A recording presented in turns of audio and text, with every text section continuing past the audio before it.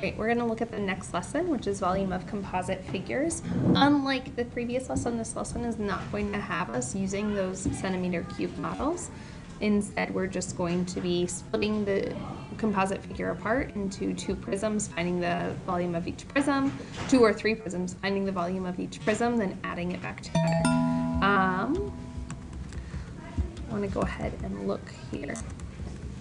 The first example, well, first, before we even start the first example, we want to do like a quick right pair share. What strategy might you try in order to find the volume of a composite figure? So again, we want to loop back to what we did yesterday.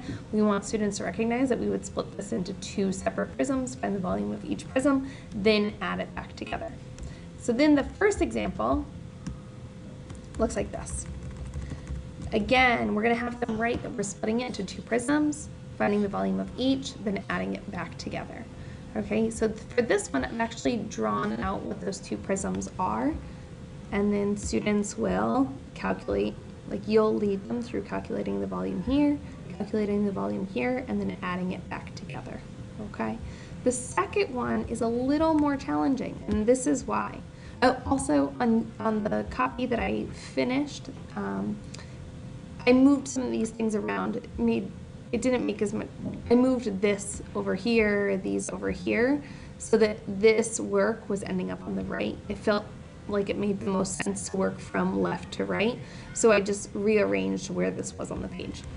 Another thing here, when you see your hard copy, this figure is bigger, and it's bigger because I want us to be able to like really look deeply at what this figure is showing us.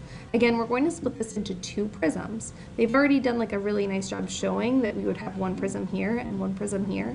What is missing in this example that wasn't missing in the previous one is that this top prism doesn't have a width. And students need to be able to identify by the end of today that if the width is the same, if this figure is just as long as this figure, if there's no like gap here, that they have the same width. The width is consistent throughout the entire figure. So that this prism would also have a length of 6. And so the way I think that we should go about doing that is like highlighting with our pen or a marker here that this is 6. That also means that this measure here is 6 meters. And that also means that this measure here is 6 meters, okay? So then we identify, well, this is the first prism, this is the second. Find the volume of each, then add them together.